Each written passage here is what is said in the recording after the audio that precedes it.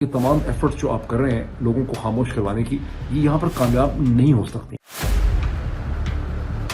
D G I S P R lieutenant general Ahmed Sharif Chaudhry کی LUMS university Lahore کے طلباء کے ساتھ خصوصی نشست ہوئی ہے۔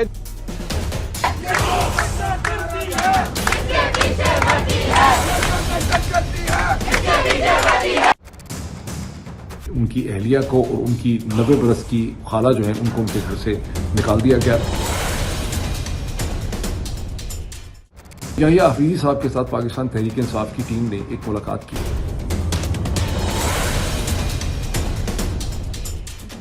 اور وہ مجھے پتا اوپر سے دیکھ رہے ہیں چوتھے فلور سے۔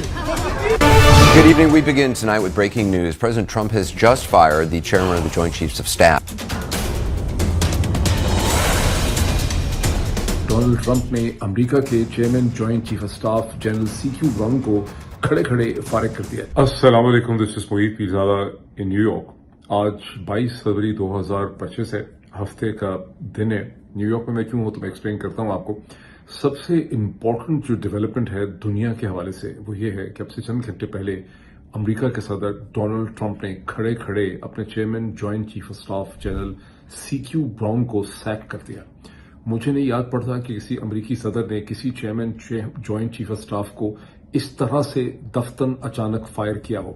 لیکن اتنا ہی نہیں ہوا، امریکہ کے سیکرٹری ڈیفنس پیٹ ہیگسیت نے کئی جنرلز کو ایئر فورس سے اور نیوی سے فائر کر دیا۔ پوری گورنمنٹ کی ایک پرجنگ ہو رہی ہے۔ دنیا کے حوالے سے سب سے امپورٹنٹ ڈیولپمنٹ ہے۔ پاکستان کا ظاہر ہے دیکھنے کا انداز جو ہے وہ مختلف ہے۔ اس سے پہلے کہ میں پاکستان کی ڈیولپمنٹس کی طرف چلوں، ایک کوئکلی میں کامنٹ کر دوں کہ میں نیو یارک میں آخر کیا کر رہا ہوں۔ ایک بڑے successful Pakistani origin American business man ہیں جناب چودھری حفیظ، یہاں نیو یارک میں غالباً 35-40 برس سے یہاں پہ رہ رہے ہیں۔ انہوں نے یہاں پہ ایک سیمینار آرگنائز کیا ہے اور پورے امریکہ سے انہوں نے سلیکٹ کچھ کمیونٹی لیڈرز کو یہاں پہ بلایا ہے، تقریباً 20 کے قریب، 20-25 کے قریب۔ اور یہاں پر ایک ڈیبیٹ اور سیمینار یہ ہے کہ پاکستان کا جو کانسٹیٹیوشنل فریم ورک ہے وہ پریزیڈینشل ہونا چاہیے یا برطانوی طرز کا پارلیمنٹری سسٹم ہونا چاہیے، جو کہ اس وقت ہے۔ آرگومنٹ یہ ہے کہ پاکستان کا برٹش پارلیمنٹری سسٹم صرف اس لیے ہے کہ پاکستان ایک برٹش کالونی تھا، ورنہ اس میں کوئی خاص فنکشنل ریزن نہیں ہے، اور ڈائریکٹلی الیکٹڈ پریزیڈنٹ اور ڈائریکٹلی الیکٹڈ گورنر اگر ہوں تو پاکستان کا مستقبل زیادہ بہتر سیکیور رہ سکتا ہے۔ ایک انٹرسٹنگ ڈیبیٹ ہے، ہو سکتا ہے چند گھنٹوں میں یہ ہونے والی ہے، اور اس کے بارے میں مزید تفصیلات بھی میں آپ سے شیئر کروں گا۔ پاکستان کے حوالے سے تو میں سمجھتا ہوں کہ سب سے انٹرسٹنگ جو ڈیولپمنٹ ہے گزشتہ 24 گھنٹوں کی، وہ وہی ہے جس کا بہت چرچا اور ذکر آپ پہلے بھی سن چکے ہیں کہ کیسے Lahore University of Management sciences کے طلباء طالبات جو ہیں انہوں نے ایک بڑا بھرپور مظاہرہ کیا، کس کے خلاف؟ پاکستان کے DGISPR director general inter services public relations, جن کو آج کل یہ شوق چرایا ہوا ہے۔ شوق کیا ہے؟ بیچارے DGISPR کو ظاہر حکم ملا ہے جنرل عاصم منیر صاحب تمغہ امتیاز ملٹری سے کہ بھی آپ جائیں اور اسٹوڈنٹس کو انگیج کرنے کی کوشش کریں، جس سلسلے میں وہ کچھ عرصہ پہلے IBA بھی گئے ہوئے تھے کراچی، سنا کسی مدرسے میں بھی گئے ہیں، اور آپ کو یاد ہوگا کہ Lahore University of Management sciences میں جنرل باجوہ بھی تشریف لے گئے تھے اور کئی گھنٹے وہاں پہ اسٹوڈنٹس کے ساتھ بحث کرتے رہے اسٹوڈنٹس کو کنونس کرنے کے لیے۔ بہرحال یہاں کے تو فیکٹس یہ ہیں کہ کمرہ چینج کرنا پڑا بیکاز اسٹوڈنٹس کی بہت بڑی تعداد نے رجسٹر ہی نہیں کیا۔ رجسٹر انہوں نے اس لیے نہیں کیا کہ جنرل صاحب کی ٹیم نے ایک بڑا اسٹرانگ قسم کا ایفیڈیوٹ رکھا ہوا تھا اسٹوڈنٹ سے کہ آپ یہ بات نہیں کر سکتے، یہ کوشچن نہیں پوچھ سکتے، باہر جا کے کامنٹ نہیں کر سکتے۔ تو بہت زیادہ بڑی تعداد نے تو اسٹوڈنٹس نے اس میں پارٹیسپیٹ نہیں کیا، جس کی وجہ سے کمرہ چینج کرنا پڑا، پھر فیکلٹی کے لوگوں کو بٹھانا پڑا۔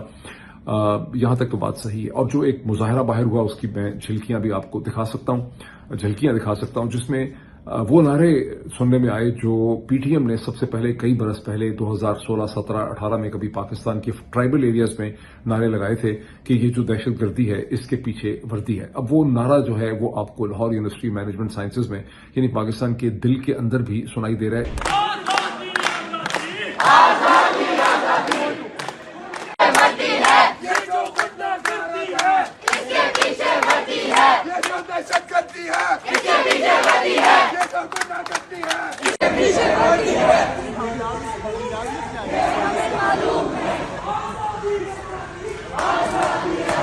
اس کے باوجود جنرل عاصم منیر صاحب کے جو کولیگز ہیں، جنرل صاحبان ہیں، وہ یہ سمجھتے ہیں کہ سارا مسئلہ جو ہے وہ چند ویلاگرز نے پیدا کیا ہے، یہ ڈائسپورا کے لوگ جو ٹویٹ کرتے ہیں اس سے مسئلہ پیدا ہوا ہے. یہ سمجھ نہیں پا رہے کہ یہ جو سارا کرائسس ہے جو اس وقت آرم فورسز آف پاکستان کے لیے ہے، یہ اس وقت ہی ٹھیک ہوگا جب آرم فورسز آف پاکستان ایک دفعہ فیصلہ کریں گے کہ ہمیں جنرل باجوہ اور جنرل عاصم منیر کی لیگیسی سے اپنے آپ کو بچانا ہے، دور کرنا ہے، اور پیار محبت سے جنرل عاصم منیر صاحب کو سمجھائیں گے کہ sir you are not part of the solution, you are part of the problem. اگر آپ عزت سے نکل جائیں، آپ کو کوئی سیف ایگزٹ مل جائے تو بڑی تیزی سے صورتحال جو ہے پاکستان کی جو کرائسس ہے آرم فورسز پاکستان کے لیے وہ ٹھیک ہو جائے گا. لیکن جہاں تک اس لمز کے مظاہرے کا تو بہت ذکر آپ نے سنا، لوگوں نے بڑے چسکے لے کے آپ کو سنایا. جو میں نے دیکھا ہے کہ میں نے سب کے دیکھے اس پہ کامنٹ ویلاگرز کے، کسی نے یہ بنیادی سوال ایڈریس نہیں کیا کہ Lahore University of Management Sciences ہی میں جانے کی بار بار ضرورت کیوں پڑ رہی ہے. کیا وجہ ہے کہ جنرل باجوہ بھی وہاں تشریف لے گئے تھے؟ کیا وجہ ہے کہ آئی بی اے کو انگیج کرنا چاہ رہے ہیں؟ یا آپ کو پتہ یہ چل رہا ہے کہ جی ایچ کیو میں یہ ایک احساس ہے کہ پاکستان کی جو اپر مڈل کلاسز ہیں اور جو چیکٹرنگ کلاسز ہیں ان کے نیریٹو کو ہم نے چینج کرنا ہے، اور ان کلاسز کے جو ریپرزنٹیٹو ہیں وہ آپ کو آئی بی اے اور لمز میں مل رہے ہیں، اور انہیں انگیج کرنے کی کوشش ہے تاکہ ان کو کم از کم کہیں بھلایا پھسلایا جائے، کہیں ڈرایا جائے، کہیں ان کو خاموش کرا دیا جائے. یہ ایک خاصی فول ہارڈی قسم کی ایفرٹ ہے. اس کی وجہ یہ ہے کہ ملک بہت بڑا ہے. یا تو آپ دبئی کی طرح کی صورتحال ہوتی کہ آپ کے پاس بلینز آف ڈالرز ہوتے، تیل کا پیسہ ہوتا یا ٹریڈ کا پیسہ ہوتا، آبادی بڑی تھوڑی ہوتی جس کو آپ خوش کر سکتے. یہاں آبادی بہت زیادہ ہے، مسائل بہت زیادہ ہیں، اور یہ تمام ایفرٹس جو آپ کر رہے ہیں لوگوں کو خاموش کروانے کی، یہ یہاں پر کامیاب نہیں ہو سکتی. یہ جو لوگوں کو خاموش کرانے کی جدوجہد ہے جنرل ہیڈ کوارٹرز کی along with شریف زرداری رجیم، اسی کا شاخسانہ ہے جب آپ دیکھتے ہیں کہ گزشتہ 24 گھنٹوں میں سرور باری صاحب جو نیشنل کوآرڈینیٹر ہیں پتن کے، جنہوں نے ایک رپورٹ نکالی چند دن پہلے فروری 2024 کے الیکشن کے حوالے سے، جس میں انہوں نے ایکسپلین کیا کہ کیسے اس الیکشن میں 64 نئے طریقے اختیار کیے گئے ہیں ریگنگ کرنے کے، جو اس سے پہلے پاکستان میں کبھی کسی نے دیکھے ہی نہیں تھے. 24 گھنٹے پہلے جو گزر گئے ہیں ان میں ان کے گھر کو سیل کر دیا گیا، ان کی اہلیہ کو اور ان کی 90 برس کی خالہ جو ہے ان کو ان کے گھر سے نکال دیا گیا، اور مختلف جگہوں پر اسلام آباد کی پولیس جو ہے وہ چھاپے مار رہی ہے انہیں گرفتار کرنے کے لیے، بنیادی طور پر ان کو اغوا کرنے کے لیے. آخر سرور باری جو بیچارہ ایک سول سوسائٹی کا اتنا امپورٹنٹ ریسپیکٹڈ کیریکٹر ہے، اس نے کیا ہی کیا ہے. ماسوا اس کے کہ اچھا اب جو کہانی مطلب کہ الیکشن کے اوپر انہوں نے ایک سچ بول دیا. اب جو کہانی بنائی گئی ہے وہ یہ ہے کہ پتن تو ڈی رجسٹر ہو چکا تھا 2019 میں. اس حوالے سے پتن کے جو ایک آفیشل ہیں جناب پرویز ولیم، انہوں نے ایک پریس ریلیز ایشو کی جو میں آپ کو اسکرین کے اوپر دکھاتا ہوں، جس میں انہوں نے کہا ہے کہ یہ ہمیں کبھی نوٹس تو ملا ہی نہیں کہ ہم ڈی رجسٹر ہو چکے ہیں، نہ کوئی ایسا نوٹیفیکیشن ملا ہے، یہ تو ابھی ہمیں پتہ چل رہا ہے کہ یہ بھی ایک ایکسکیوز ہے. اور انہوں نے کہا اگر ایسا ہوتا تو ذرا غور کیجئے کہ ہم تو حکومت کی تمام کانفرنسز سیمینارز کے اندر شامل رہے، حکومت کے مختلف ورکشاپس ہم اٹینڈ کرتے رہے، خواہ کے پی ہو یا پنجاب ہو، اور فلڈ کے حوالے سے ہم نے جو بہت سا کام کیا اس میں پی ڈی ایم میں، Pakistan I think disaster management authority ہے پی ڈی ایم میں، ہم اس کے ساتھ مل کے بھی کام کرتے رہے. اور الیکشن جو ہے فروری کا، اس میں الیکشن کمیشن نے ہمیں اس کو مانیٹر کرنے کے لیے کارڈز، آئیڈینٹیفیکیشنز اور اس کی آتھرائزیشن دے رکھی تھی. ابھی ہمیں پتہ چلا ہے کہ ہم ڈی رجسٹر ہو چکے ہیں 2019 کے اندر. کمال بات ہے. اب اسی کانٹیکس میں وقاص احمد جو ہیں، جو ایک new York based Pakistani origin journalist ہیں جو آج کل ڈراپ سائٹ کے ساتھ کام کرتے ہیں، انہوں نے بڑے معنی خیز قسم کے 2 ٹویٹس کیے ہیں، جس میں انہوں نے یورپین یونین نے جو الیکشن کی مانیٹرنگ رپورٹ ایشو کی تھی بنگلہ دیش کے حوالے سے، اس کی انہوں نے رپورٹ بھی وہاں پہ لگائی ہے. اور انہوں نے کہا ہے کہ کیا وجہ ہے کہ یورپین یونین نے فروری 2024 کا جو الیکشن ہے پاکستان کا، اس کی تو مانیٹرنگ رپورٹ نہیں ایشو کی، پبلش نہیں کی دنیا کے سامنے، لیکن باقی تمام جگہوں کی انہوں نے کر دی ہے، بنگلہ دیش کی کر دی ہے، جارڈن کی کر دی ہے. اور وقاص نے الزام یہ لگایا ہے کہ یورپین یونین کی بھی ذمہ داری بنتی ہے. اگر یورپین یونین نے یہ رپورٹ ایشو کر دی ہوتی تو آج پاکستان کی سول سوسائٹی کے اوپر جس طرح سے حملے کیے جا رہے ہیں وہ نہ ہوتے. یہ ایک اور پیس آف ایویڈنس ہے جس سے آپ کو پتہ چلتا ہے کہ پاکستان میں شریف زرداری جنرل عاصم کا جو رجیم ہے اس کو کون کون باہر سے سپورٹ پرووائڈ کر رہا ہے. اب چونکہ یورپین یونین کا ذکر ہو گیا کرٹسی وقاص احمد، تو کچھ مجھے اپنے پاکستانی امریکن دوستوں کے لیے جو بڑے کامیاب، بڑے سیٹلڈ کئی ایسوسیشنز بھی رن کر رہے ہیں امریکہ میں، ان کے حوالے سے بھی مجھے ایک کوئک کامنٹ بھی ہے، شکایت بھی ہے، ایک انالیسس بھی ہے. میں نے دیکھا ہے کہ ایسے تگڑے، کامیاب، سکسیسفل پاکستانی امریکن جن کے پاکستان کے اندر کوئی خاص سٹیکس نہیں ہے ہماری طرح، جن کی ساری عمر وہاں پہ گزری ہے، یہ لوگ یہاں پر 20-20 سال سے ہیں، لیکن ایک ایمبیسی کی ان کو کال آ جاتی ہے تو یہ ڈھیر ہو جاتے ہیں، ٹانگیں ان کی کانپنے لگ جاتی ہیں، پسینے ان کے چھٹ جاتے ہیں، اور جو بھی ایمبیسی یا وہاں پہ بیٹھے ہوئے نامعلوم افراد ان سے مطالبہ کرتے ہیں وہ مطالبے یہ پورے کرتے چلے جاتے ہیں۔ اب اس کے اوپر دو قسم کی میرے ذہن میں آبزرویشنز اور میرا انالیسس ہے۔ پہلی جو بات ہے کہ کم ہمتی ہے، بزدلی ہے، اتنے ڈرتے ہیں، حالانکہ اسٹیکس ان کے پاکستان میں کوئی بہت زیادہ نہیں ہے، لیکن ان کے ذہن کے اندر بہت سے ایکسکیوز ہے شاید کہ ہمیں بہت نقصان پہنچایا جا سکتا ہے، یا ہمارے کوئی قوم وہاں پہ جو ہے رک جائے گا، یا ہمیں ایئرپورٹس کے اوپر اتنی پروٹوکال نہیں ملے گی، ہم وہاں جائیں گے تو امپورٹنٹ لوگوں سے ہماری ملاقات نہیں ہوگی، یا ایمبیسی سے ہم نے کوئی مختلف لوگوں کو اگر ویزے یا پاسپورٹ یا کچھ چیزیں ایشو کرنی ہے اس میں مسئلہ ہو جائے گا۔ ایک تو یہ مسئلہ ہے، لیکن میں سمجھتا ہوں کہ اس سے کہیں زیادہ اصل ایشو یہ ہے کہ بہت زیادہ ایسے لوگ بھی درمیان میں، ایسی ایسوسیشنز بھی ہیں، ایسے لوگ بھی ہیں، ایسی لیڈرشپ بھی ہے جو دونوں طرف کھیلنا چاہتے ہیں، اور جب وہ تھوڑی سی آواز اٹھاتے ہیں، کہیں کوئی کانفرنس سیمینار کر دیتے ہیں، کہیں کوئی تھوڑی سی شور مچا دیتے ہیں یا ٹویٹ کر دیتے ہیں، تو اس سے پاکستان کے اندر اور پاکستان ایمبیسی کی نظروں میں ان کا لیوریج اور ان کی امپورٹنس بڑھ جاتی ہے۔ اس کے بعد جو امپورٹنس بڑھتی ہے اس کی بیسس پہ وہ بارگین کرتے ہیں اور اپنی اہمیت بڑھانا چاہتے ہیں۔ سو ان ادر ورڈز، یہ پاکستان کا کاز نہ ہوا آپ کا، اگر واقعی ایسا ہے جیسا میں کہہ رہا ہوں، یہ در حقیقت آپ اپنی امپورٹنس بڑھا رہے ہیں اور اپنی قیمت بڑھا رہے ہیں، اور مجھے بڑا افسوس ہے کہ آپ ایسا کر رہے ہیں اور پاکستان کا نہیں سوچ رہے، اپنی چھوٹی چھوٹی خواہشات جو ہے ایگو بوسٹنگ آپ یہاں پہ کر رہے ہیں۔ یہ جو ڈرپوک یا اوور چلاک یا منافق پاکستانی امریکنز ہیں، آپ کو یہ سمجھنا چاہیے کہ آپ کے مقابلے میں میرے جیسے لوگوں کا جو سٹیک ہے وہ پاکستان میں بہت زیادہ ہے، اور ہے کیونکہ ظاہر میں وہیں ہوں، وہیں سے آیا ہوں،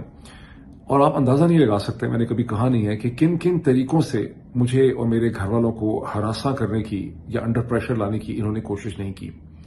لیکن کبھی کبھی کسی کاز کے لیے کھڑے بھی ہونا پڑتا ہے۔ کہ جس قسم کی کم ہمتی اور منافقت آپ دکھا رہے ہیں یہ بڑی افسوسناک ہے اور بڑی پریشان کن ہے، پھر کبھی مزید تفصیلات بھی شیئر کروں گا۔ اب گزشتہ 24 گھنٹوں میں پاکستان تحریک انصاف نے بھی لاہور اور اسلام آباد میں دو تین بڑی انٹرسٹنگ قسم کی چیزیں کی ہیں، ایکشنز کی ہیں، انیشیٹوز لیے ہیں۔ پہلے ذرا عالیہ حمزہ کا ذکر ہو جائے جنہوں نے دو بہت انٹرسٹنگ انیشیٹو لیے ہیں۔ ایک تو عالیہ حمزہ چیف آرگنائزر ہیں پاکستان تحریک انصاف کی پنجاب میں، ایک تو انہوں نے یہ فیصلہ کیا ہے کہ اڈیالہ جیل کے باہر جو پنڈی میں ہے اور پنجاب میں ہے اس کے باہر پاکستان تحریک انصاف ایک کنٹینیوس قسم کا دھرنا دے گی اڈیالہ جیل سے کچھ فاصلے پہ، جہاں پہ مختلف MNAs MPAs آئیں گے اور اپنی اپنی ٹرن پہ وہاں پہ پریزنٹ رہیں گے، اور یہ وہ دھرنا دیں گے عمران خان کی سولیٹری کنفائنمنٹ، جو ان کو ایک قید تنہا میں رکھا ہوا ہے اور ان تک ایکسیس نہیں دی جا رہی ہے، ان کے وکلا کے باوجود کہ کورٹ کے عدالت کے احکام ہیں، ان کے وکلا کو، ان کی پارٹی کو ان تک ایکسیس نہیں دی جا رہی، اس کے حوالے سے۔ اور دوسرا عالیہ حمزہ نے ایک فیصلہ کیا ہے کہ وہ بلکہ کر دیا انہوں نے کام کہ انہوں نے لاہور ہائی کورٹ کے اندر ایک پٹیشن موو کی ہے، جس سے لطیف کھوسہ صاحب جو ہیں انہوں نے میخل فائل کیا ہے، جس میں لاہور ہائی کورٹ سے کہا ہے کہ ہمیں اجازت نہیں دے رہے ڈپٹی کمشنر صاحب بہادر، تو ہمیں 22 مارچ کو مینار پاکستان کے اوپر ایک جلسہ کرنے کی اجازت دیں۔ اب یہ انڈرسٹینڈیبل ہے، آپ کو بھی پتا ہے، مجھے بھی پتا ہے کہ لاہور ہائی کورٹ میں اتنی ہمت نہیں ہے کہ اس کی اجازت ان کو دے سکے۔ میں ایک انٹرسٹنگ سجیشن دینا چاہتا ہوں عالیہ حمزہ اور ان کی ٹیم کو، پاکستان تحریک انصاف کی جتنی بھی میڈیا ٹیم ہے، کہ ایک بالکل سمپل سی انگریزی کے اندر ایک آپ چھوٹی سی رپورٹ مرتب کریں کہ اب سے گزشتہ چند مہینوں میں، یہ ایک سال میں آپ کر لیں یا ایک سال کر لیں کہ پاکستان تحریک انصاف نے کتنی دفعہ ڈپٹی کمشنر اسلام آباد، لاہور یا مختلف شہروں کو اپلیکیشن دی کہ ہمیں جلسہ کرنے دیں، پروٹیسٹ کرنے دیں، کوئی ہمیں ڈیمونسٹریشن یا ریلی کرنے دیں، اور کتنی دفعہ لاہور ہائی کورٹ اور اسلام آباد ہائی کورٹ میں وہ دی، اس میں اپلیکیشن دی، اس میں تاریخ لکھیں، کاز بتائیں، اور پھر اس کا فائنل ایکشن بتائیں کہ کیا کیا لاہور ہائی کورٹ نے، ڈپٹی کمشنر نے رد کر دیا جو بھی انہوں نے ایکسکیوز دیا۔ اور یہ جو رپورٹ ہے، اس رپورٹ کو، یہ 3-4 پیج کی رپورٹ بن جائے گی آپ کو بالکل چھوٹے فونٹ کے اندر، اور اس کو ایک کورنگ لیٹر کے ساتھ آپ اس کو ڈپازٹ کروائیں یورپین یونین کے دفتر کے اندر اسلام آباد میں، امریکن ایمبیسی کے اندر، برٹش ہائی کمیشن کے اندر، جرمن ایمبیسی میں، فرینچ ایمبیسی میں، نیدرلینڈز میں، جتنے بھی کی یورپین کنٹریز ہیں ان سب کو دے دیں۔ اس کے علاوہ اقوام متحدہ کے دفتر میں دے دیں، اس کی کاپیز دے دیں جو انٹرنیشنل ہیومن رائٹ آرگنائزیشنز ہیں، ایمنیسٹی انٹرنیشنل کی، ہیومن رائٹ واچ کی، اور اس کی کاپی دے دیں پاکستان کے انگریزی اخبارات کو، جتنے کی ٹیلی ویژن چینلز ہیں ان کے رپورٹرز کو دیں۔ اس کے علاوہ اس کو ٹویٹر کے اوپر جو ہے پبلش کر دیں کہ ہم نے یہ اعداد و شمار اور فیکٹس جو ہیں وہ دنیا کی تمام جو لیڈنگ ڈیموکریٹک کنٹریز ہیں اور جو انسٹیٹیوشنز ہیں، اور اس کی کاپیز احتیاطاً جو ہے IMF کے مشن کو، ورلڈ بینک کو، ایشین ڈیولپمنٹ بینک کو بھی دے دیں۔ مقصد ظاہر ہے انہوں نے فوری طور پہ کچھ نہیں کرنا، لیکن ایک ریکارڈ کے اوپر لے کر آئیں کہ ہم جمہوریت کی خاطر، فریڈم آف ایکسپریشن کے لیے، رول آف لا کے لیے ہم پاکستان میں سٹرگل کرتے رہے، اور ہم آپ کو بتاتے رہے باقاعدگی سے کہ ہمارے ساتھ کس قسم کا ٹریٹمنٹ ہو رہا ہے، تاکہ آپ بعد میں یہ نہ کہیں کہ ہمیں کوئی خبر نہیں ملی۔ اب یہ تو عالیہ حمزہ کی لاہور کی کارروائی تھی۔ اسلام آباد کے اندر پاکستان تحریک انصاف کی جو سینئر لیڈرشپ ہے،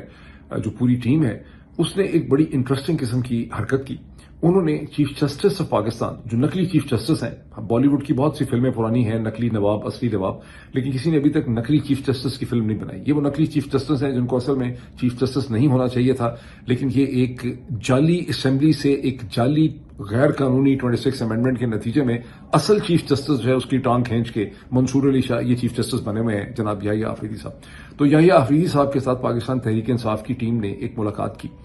اور ویسے تو یحییٰ آفریدی صاحب نے جب شہباز شریف صاحب سے ملاقات کی تھی، جوڈیشل ریفارم پہ ان کا ان پٹ مانگا تھا، تو انہوں نے کہا تھا کہ میں اپوزیشن سے بھی ملاقات کروں گا، ان کا بھی ان پٹ لوں گا، تو یہ لگتا ہے یہ اسی قسم کی ملاقات تھی۔ لیکن تحریک انصاف نے اس کا بڑا بھرپور انہوں نے استعمال کیا۔ ملاقات میں تو انہوں نے جو کچھ کیا، ایک فوٹو اپرچونٹی کی جس میں آپ سب کو دیکھ سکتے ہیں کہ بڑی مسکراتے چہروں کے ساتھ وہ یحییٰ آفریدی صاحب کے ساتھ کھڑے ہیں، جس میں آپ بیرسٹر علی ظفر کو بھی دیکھ سکتے ہیں، بہت وہ اسمائل کر رہے ہیں۔ اس کے اندر آپ کو سلمان اکرم راجہ بھی نظر آتے ہیں، اس میں بیرسٹر گوہر بھی ہیں، اس میں لطیف کھوسا بھی ہیں، اس میں ایک اور بھی لوگ ہیں جن کے نام اس وقت میرے ذہن میں نہیں ہیں۔ اور اس فوٹو اپرچونٹی کے بعد جو انہوں نے کمال کیا، جو غالباً یحییٰ آفریدی صاحب جس کی توقع نہیں کرتے ہوں گے، انہوں نے اپنی اس ملاقات کے حوالے سے 40 منٹ کی ایک پریس کانفرنس کر دی، بڑی دھانسو قسم کی، جس میں انہوں نے بتایا کہ ہم نے چیف جسٹس کو کیا کیا بتایا۔ یعنی لطیف کھوسا صاحب نے کہا کہ چیف جسٹس کو ہم نے بتایا کہ آپ کا ہاؤس سارا کا سارا ڈس آرڈر میں ہے، اسے ٹھیک کریں۔ سلمان اکرم راجہ نے چیف جسٹس کو یہ بتایا کہ جناب اس ملک میں نہ تو کوئی آئین ہے، نہ قانون ہے، نہ کوئی عدالت چل رہی ہے۔ ان کو یہ بھی بتایا گیا کہ ہمارے کس طرح سے گھروں کے دروازے توڑے جا رہے ہیں، عمران خان کے کیسز پہ کیا ہو رہا ہے، لوگوں کو کیسے اٹھا رہے ہیں، پولیس اور جتنی انتظامیہ ہے وہ کسی بھی عدالت کے کوئی احکامات جو ہے وہ نہیں مانتی۔ ان کو یہ بھی بتایا گیا کہ بلوچستان میں کس طرح سے مسنگ پرسن ہے، وہاں کیا ہو رہا ہے۔ اب آپ سوچ رہے ہوں گے ان میں سے ایسی کون سی چیز ہے، یحییٰ آفریدی صاحب اسی ملک میں رہتے ہیں، یہ تو نہیں ہو سکتا ہے کہ ان کو ان تمام چیزوں کا نہ پتا ہو، ان کو ہو سکتا ہے ہم سب سے زیادہ بہتر طور پہ پتا ہو کہ کیا حالات ہیں۔ تو پھر مقصد کیا ہے ان کو ساری چیزیں جا کے بتانے کا؟ مقصد وہ نہیں ہے جو بظاہر دیکھنے میں لگتا ہے، مقصد یہ ہے کہ گرینڈ سٹینڈنگ کی ہے پاکستان تحریک انصاف کی ٹیم نے۔ یحییٰ آفریدی صاحب کا سہارا لے کے انہوں نے پوری دنیا کو اپنا ایک نیریٹو بتایا ہے، جو سارا کا سارا جو ہے وہ پبلش ہو گیا، اسے نیریٹو شیپنگ کہتے ہیں، یہ انہوں نے کی ہے۔ سلمان اکرم راجہ صاحب کی جو یہ اسٹیٹمنٹ ہے چیف جسٹس کو کہ چیف جسٹس صاحب اس ملک میں نہ کوئی آئین ہے، نہ کوئی قانون ہے، نہ کوئی عدالت ہے، اس کو ذہن میں رکھیں اور ایک اور ہیڈ لائن کے اوپر نظر دوڑائیں جس کا تعلق لاہور سے اور پنجاب سے ہے،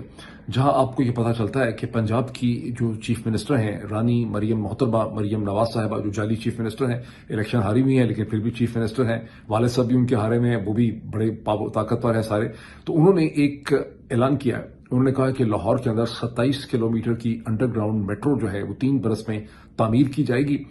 اور اس کے لیے 600 ارب روپے سے زیادہ کی اس پہ کاسٹ آئے گی۔ میں نے تھوڑی سی رف کیلکولیشن کی ہے، 600 ارب پاکستانی روپے کا مطلب ہے سلائٹلی مور دین 2 بلین US ڈالر، 2 ارب US ڈالر کے خرچے پہ یہ 27 کلومیٹر کی انڈر گراؤنڈ میٹرو تعمیر کی جائے گی اس ملک میں جہاں نہ آئین ہے، نہ رول آف لا ہے، نہ عدالت ہے، نہ کوئی وہاں پہ قانون ہے، کسی قسم کی کوئی چیز نہیں ہے۔ اس کا کیا مطلب ہے؟ اس کا مطلب ہے کہ اس کنسٹرکشن کے پروجیکٹ کے اندر سے، جہاں نارملی بھی 20-25% تو کمیشن پنجاب میں کھایا ہی جاتا ہے ہر پروجیکٹ میں، اس میں سے ماشاءاللہ کم از کم بھی 40% جو ہے آسانی سے یہی خاندان جو ہے بیٹھا ہوا، جو ڈائنسٹیز ہیں، یہ اپنا شیئر اس میں سے قبول کریں گے، باقی بیوروکریسی کھا جائے گی کانٹریکٹرز کے ساتھ مل کے، اور اس کے ذریعے یہ ایک اور وائٹ ایلیفنٹ کریٹ کریں گے جس کی پتہ نہیں ضرورت اس سٹیج پہ ہے کہ نہیں، بیکاز چند برس پہلے انہوں نے ایک بسوں کا سارا جنازہ کھڑا کیا تھا، ٹھیک ہے اچھا کیا، لیکن اس وقت یہ کہا گیا تھا کہ ہم افورڈ نہیں کرتے کہ ہم انڈر گراؤنڈ میٹرو بنائیں گے۔ پھر ایک انڈر گراؤنڈ میٹرو کا ایک اور بھی کرائسس چلتا رہا چین کے ساتھ، وہ بھی نہیں بن سکی، پتہ نہیں اورنج لائن کیا چکر ہے۔ تو ابھی لاہور کے اندر ایسی کیا اکنامک ایکٹیویٹی ہو رہی ہے جس کو جسٹیفائی کرنے کے لیے 3 سال میں $2 بلین کی یہ انویسٹمنٹ کی جائے گی؟ یہ انویسٹمنٹ کہاں سے آئے گی؟ اس میں کیا کک بیک اور کمیشن ہوں گے؟ ایک ایسے ملک میں کون اس کو سکروٹنائز کرے گا؟ کون یہ اسیس کر سکتا ہے کہ اس کی فیزیبلٹی جسٹیفائڈ ہے جس ملک میں نہ آئین ہے نہ قانون ہے؟ یہ میں نے کہا آپ کے ذرا ذہنوں میں سوال چھوڑ دوں۔ اتنا بڑا جو پروجیکٹ ہوگا $2 بلین کا، if my calculation is correct, یہ 600 بلین تو لکھ رہے ہیں ارب روپے،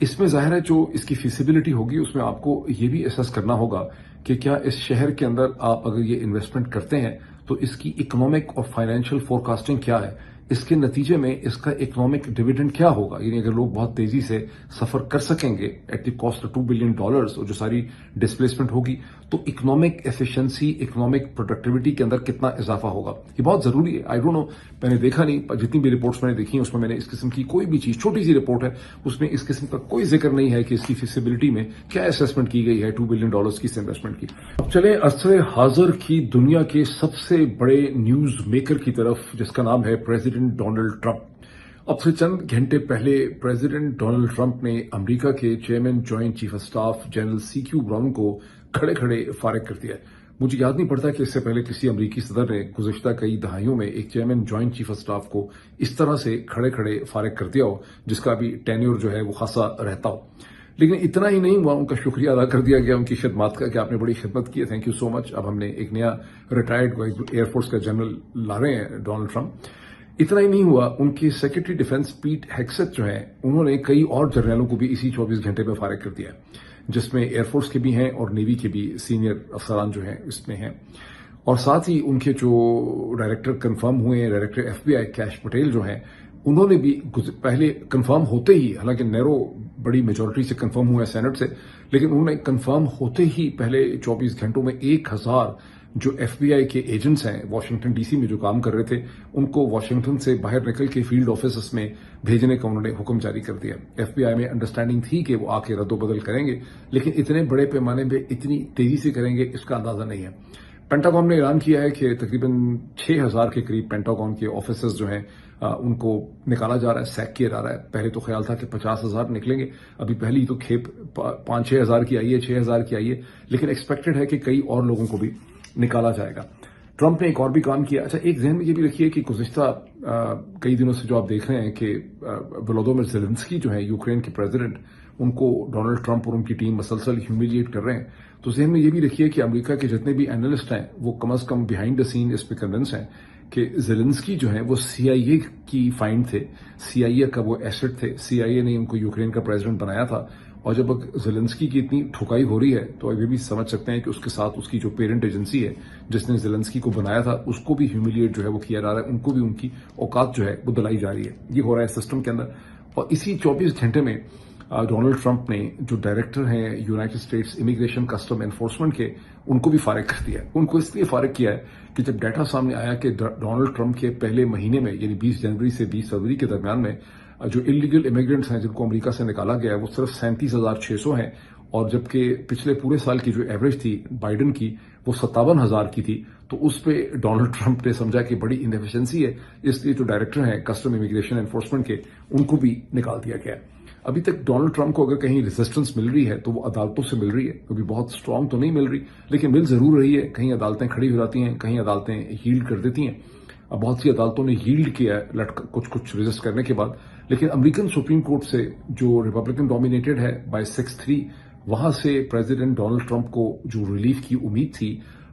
جب انہوں نے ایک head of the office of special counsel جو ہے اس کو فائر کیا, جن کا نام ہیمپٹن ڈیلنگر ہے, اور پھر اس کو ایک عدالت نے چیلنج کیا, 12 جنوری کو اسٹے دے دیا اس کے اوپر. ڈونلڈ ٹرمپ کی ٹیم جو ہے پریزیڈنٹ کی ٹیم اپیلز کورٹ میں گئی, وہاں سے ریلیف نہ مل سکی. اپیلز کورٹ کے فیصلے کے خلاف سپریم کورٹ میں گئی, ان کو خیال تھا وہاں سے ریلیف ملے گی. سپریم کورٹ سپلٹ تھی, جو کنزرویٹو جسٹسز تھے 2 وہ ڈونلڈ ٹرمپ کو ریلیف دینا چاہتے تھے, لیکن 2 جو ڈیموکریٹک یا لبرل جسٹسز تھے انہوں نے اتنا ریزسٹ کیا کہ سپریم کورٹ ریلیف نہ دے سکی. اور سپریم کورٹ نے کہا کہ ہمیں جو ڈسٹرکٹ کورٹ ہے, سیشن کورٹ ہے, جو سرکٹ کورٹ ہے, ہمیں 26 تاریخ تک اس کے فیصلے کی اور ججمنٹ کا پہلے ویٹ کرنا چاہیے. یہ پہلا سیٹ بیک ہے کورٹ سسٹم سے جو سیریس قسم کا ابھی تک ڈونلڈ ٹرمپ کو ملا ہے سپریم کورٹ کی شکل سے, لیکن اتنا اسٹرانگ نہیں ہے سپریم کورٹ کا ریویوک جتنا میں ایکسپیکٹ کرتا تھا.